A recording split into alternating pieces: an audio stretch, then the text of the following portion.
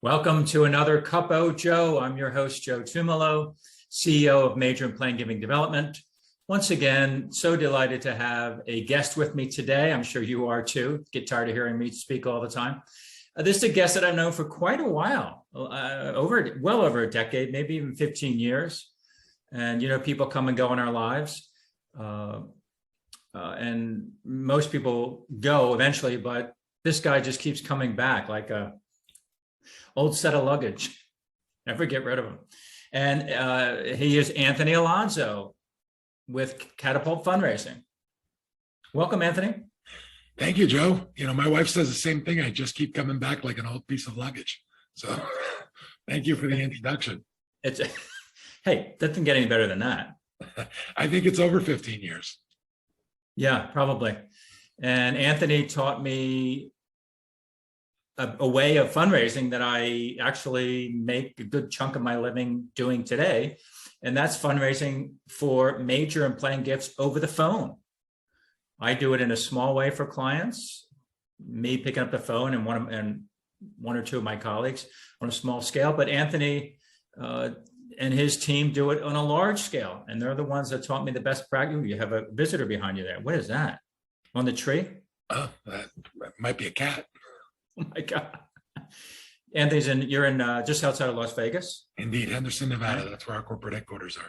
Henderson. Yeah, that was interesting. So people often say, especially now, we were just talking about the pandemic. We're in year 2, I guess, or 2.5 of the pandemic. And some fundraisers tell me, well, because I can't visit donors, it's not the same. And I'm having a tough time raising the amount of money we were raising pre-COVID. And when I said that, yeah, one of the interesting things about that, Joe, is that giving has gone up. If you look at all the numbers across the board, giving went up during this pandemic. And that's not unusual. If you look historically at trends after 9/11, after the financial crisis, giving has gone up. The only time that giving has gone down was when there's been a major change in the tax code for obvious reasons. Otherwise, giving has traditionally gone up. What's changed is donor loyalties. After 9/11, you had a lot of money going towards relief efforts. After COVID, you had a lot of money going to COVID. So what changes is donor loyalties. And I always tell, when I speak at conferences and mostly through webinars nowadays, I always tell folks that donor loyalty isn't just about your donors being loyal to you. It's about you being loyal to the donors. And what that means is letting the donor make the decision for themselves. I think it's a self-fulfilling prophecy when you say the donors won't want to. I think you got to let the donors decide. And when we look at our clients over the last year and a half, those that have gone out and let the donor make the choice saw huge increases. Those that decided to pause because they were concerned about what the donor would think, of course, saw decreases in their giving. And we did not rehearse this. Those regular viewers of ours know that I constantly say, don't make decisions for your donors. So thank you for reinforcing that, even though we didn't rehearse it. So you're out, organizations of all types, right, from all sectors, are basically, to say it in a very simple way, taking a chunk of loyal donors that they can never get to personally, having you and your high-level callers. This is not robocallers reading from a script. These are high-level callers. Call their donors, thank them, ask them why, engage in the conversation, and qualify them. Well, one of the opportunities that we saw with planned giving, frankly, was that people are afraid, as I'm sure you know, about planned giving. They think it's difficult. And you and I both know that 80% of planned gifts are simple bequests. All you have to do is ask. And when you look at any of the type of donor loyalty surveys that are out there, one of the things we find over and over again is that donors who have not made a legacy gift to an organization cite, the majority of times, just the fact they've never been asked. They didn't know about it. And so that was the opportunity there. And with this pandemic, one of the things we've seen is a trend for people putting together their wills at a younger and younger age. In fact, there's surveys out there from Giving USA that say that out of all the wills that were created during the pandemic, 40% of those folks who created a will for the very first time left a nonprofit in their will. That's 40%. 40%. That's without asking.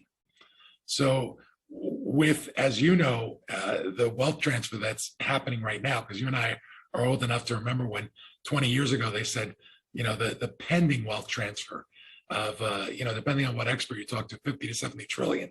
I say regardless of how much it is, 50 or 70 trillion, it's a heck of a lot of money. That's happening right now. And so there's a unique opportunity right now for nonprofits to be making that ask. And that's what we're providing with our calling. Our calling is based on identifying prospects, and anybody could do this. You don't have to hire a firm to do this. You and I have talked about this for years. It's a matter of identifying who are those loyal donors. And to us, they're folks who have given consistently to the organization over the last 20, 15, 10 consecutive years, or maybe non-consecutive 20, 15, and 10 gifts. Those are the best prospects, regardless of their giving and regardless of their wealth rating. What are your thoughts on that? I'm with you. We all know that there are some outliers, but we can't control that. And so the big thing is, and what I see in the work that I've done on a smaller scale, but going into client database and saying, why is nobody calling this person? They've been giving for 30 years or 20 years, depending on how old your organization is. Well, they're not a major gift prospect. So, which is fine. I get it. We need cash in the door.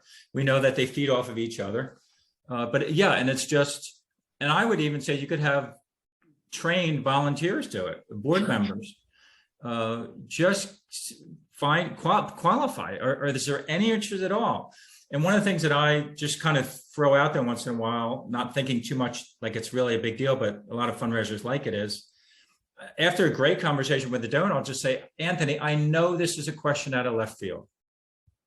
Call me crazy, right? I mean, whatever, that kind of attitude, like, hey, this is crazy, but I don't suppose you've ever thought of other ways to support our work through your state.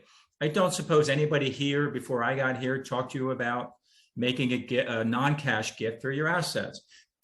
Those, however you want to say it. It's that off the cuff, out of left field, crazy, I'm crazy me, even bringing up the topic. I'm saying that kind of as, the style of it, but it works. Well, you're giving the donor the opportunity to have a long-term impact on the organization, an organization they clearly love, because if they've been giving to the organization for 20 years, 30 years in the case that you mentioned, they love the organization, right? So you're saying, are you interested in making a gift that's going to have impact after you're gone? And so the barrier to entry there is there's a lot of folks and not enough plan giving directors. The typical plan giving director for an organization, a small organization, is going to cost them $100,000 plus a year, easily in terms of salary. So how do you get to those people? Our process identifies 1,000, 2,000 prospects that fit into those buckets that I talked about earlier. You mentioned the use of volunteer. We use professional callers here who are all mature. I used to call them old, but then I got old Joe. And so now I call them more mature with life experience. And their sole job is to call and thank the donor and to ask those questions that you just asked. Are you interested in having further conversation? And then we have a second tier of callers who are all plan giving professionals. They have 20 plus years experience in plan giving. And their job is to call them on the date and time of the appointment that's set and to try to close the gift over the phone.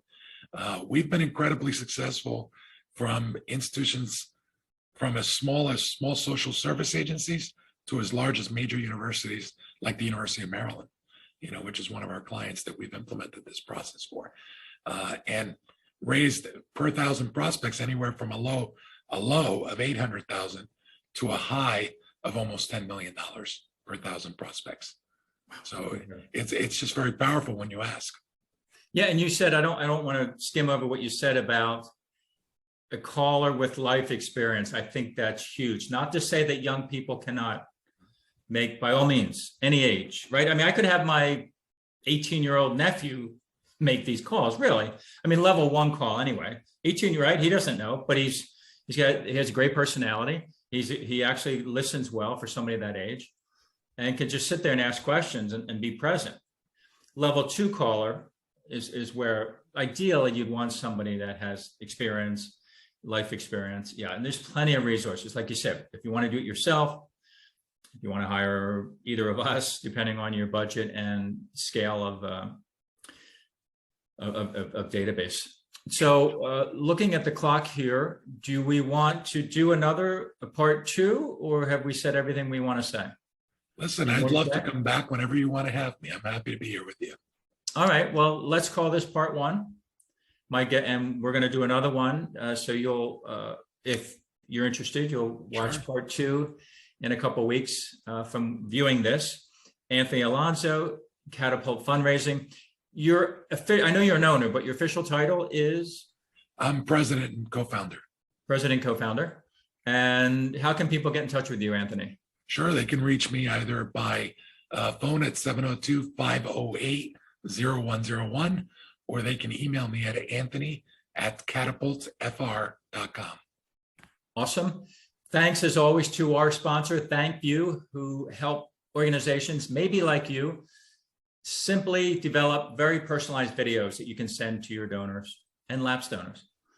I'm Joe Tumalo, CEO, Major of Plan Giving Development.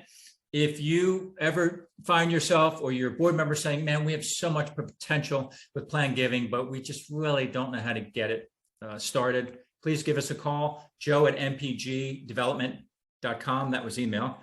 Or the call is 610-653-7906. Now pick up that phone and call those loyal donors, will you?